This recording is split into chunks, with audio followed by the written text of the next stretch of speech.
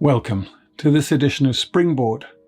Join me, Nick Bishop, where we take a deep dive into board issues, this time with a short vignette where a board member gets caught in a casual conversation with a parent. Let's take a listen and see how the story unfolds. Oh, hi. It's James, isn't it? Ah, yes. Hi, I'm Heidi. My daughter's in the same year as your son, Matthew. That's right. I've seen you at some of the basketball games. Yes, my daughter has done well to be selected for the squad. We're very happy with the coaching. At least that's something that seems to be going okay. Matthew spends a lot of time on the basketball courts. Maybe more than he should, when he has exams coming up at the end of the year. It's funny you should mention that. You serve on the board, don't you? So you must know about all the issues with mathematics, right? I mean, all the parents in that year are worried. They all say the same thing. That the mathematics teaching simply isn't good enough. Surely you must agree with me. The homework assignment last week, for example, asking the kids to research trigonometry rather than actually teaching the skills. I just don't understand what's going on these days. I mean, when I was at school we were taught the skills needed to pass the exams. And what they seem to do now, well, I just don't understand.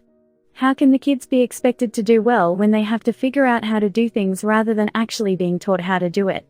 All the kids seem to be totally lost. You have to agree that the chances of our kids doing well in the exams is such a worry. Everyone is talking about it. But So a lot of us parents, we're wondering just what is the board doing about it?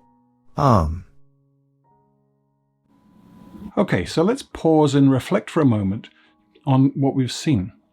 Imagine you were in James's position as the board member. It's not such an unlikely scenario to find yourself in.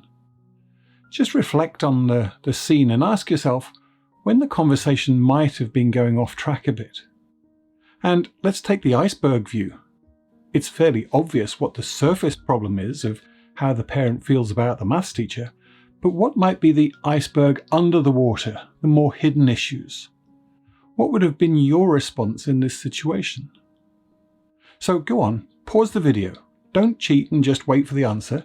You'll miss out on the opportunity to learn through reflection. Okay, so let's explore one way that this conversation might go on from here. Let's rejoin the conversation. well, yes. I've been worried about this myself, of course.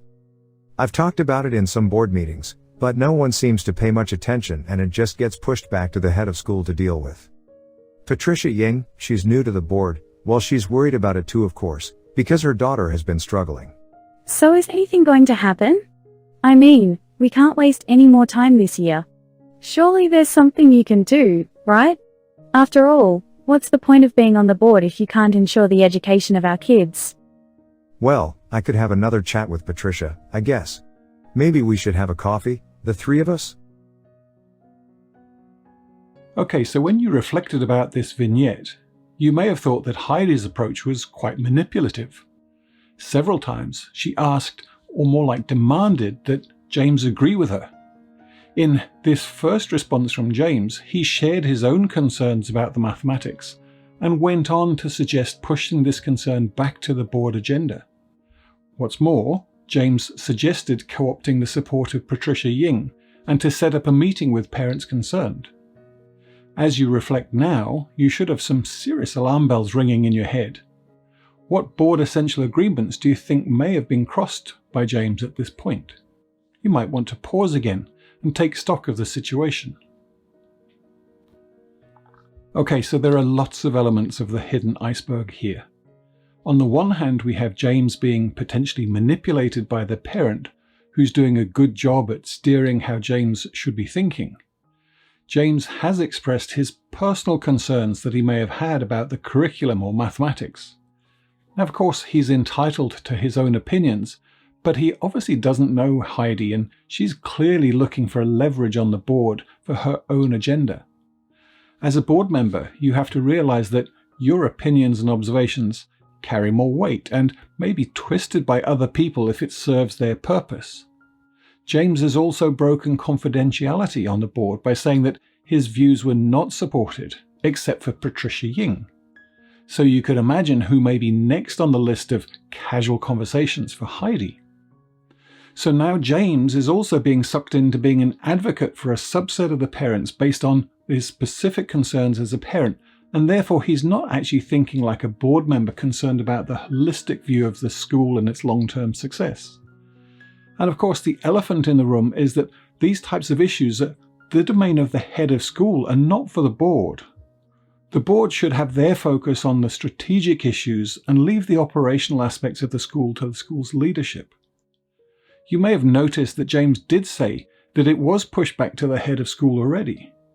James would have an opportunity to raise that in a subsequent board meeting, perhaps as a follow-up to the minutes or action points, but not with a parent. Okay, so let's imagine the scene playing out a different way. I'm sorry, but you know that as the board, we don't get involved in operational matters, and instead we focus on strategy and policy. I would suggest that you contact the school leadership directly with your concerns. Have you spoken to the head of mathematics or the secondary principal? Yes, I have spoken to the principal, but I don't think she's listening to us. Then I suggest that you write to the head, Conrad Knight, directly, to set up a meeting with him. This approach is generally much more effective. On the one hand, it makes it easier for you to act appropriately as a board, focusing on the fiduciary and strategic issues rather than the operational.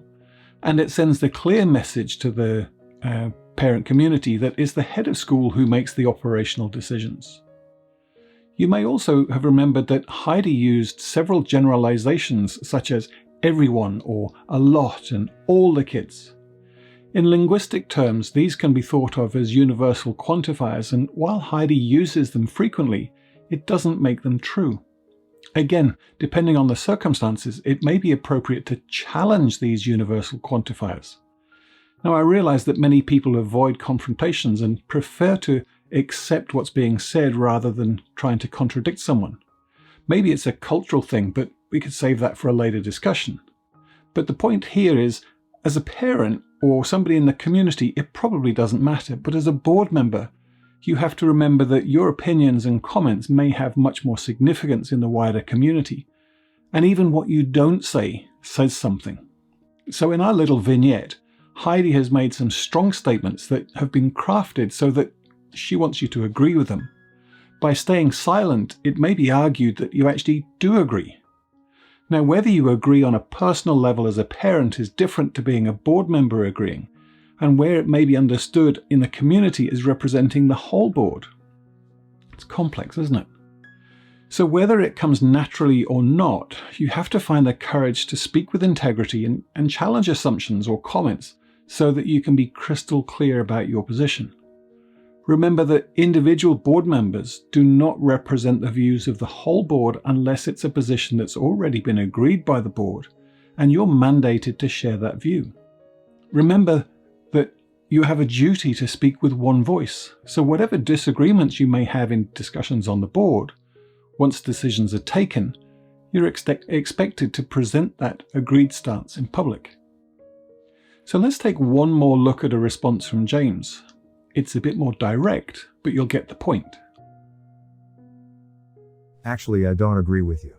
And I don't think that everyone is worried about it the way you describe. I have heard of only 4 other people with similar concerns. You may remember the parent workshop a few months ago where the curriculum coordinator was explaining that there would be some areas of the curriculum where children would be asked to research topics so that they can adjust to a more adult approach to learning that better prepares them for university and lifelong learning. Well, at least that was my takeaway from the workshop. Don't you agree? Now, the flip side to this approach might be that the parent takes umbrage over the fact that her tactic failed, and that the message that she goes on to relay to her friends might be that the board members, they don't listen, the board doesn't listen, whatever. Let's face it, people are strange, and parents have such a strong emotional connection with the goings-on in schools. Generally speaking, if somebody is using universal quantifiers such as always or everyone, then usually the best tactic to disarm them is to turn the universal quantifier back onto them so it becomes a question. So for example, to ask Heidi, how does she know that absolutely everyone is talking about it? Usually this type of approach can disarm people to the point where they get to the understanding that yes, there may be a handful of parents that she speaks to, they may agree, but there may be a significant portion of the parents whose opinions are simply unknown. And finally, as you reflect on this, you'll have your own observations that benefit from discussion. So you might want to discuss with your fellow board members and agree on strategies for dealing with situations like this as part of a broader communication strategy. So there you have it, a springboard of ideas for your board discussions.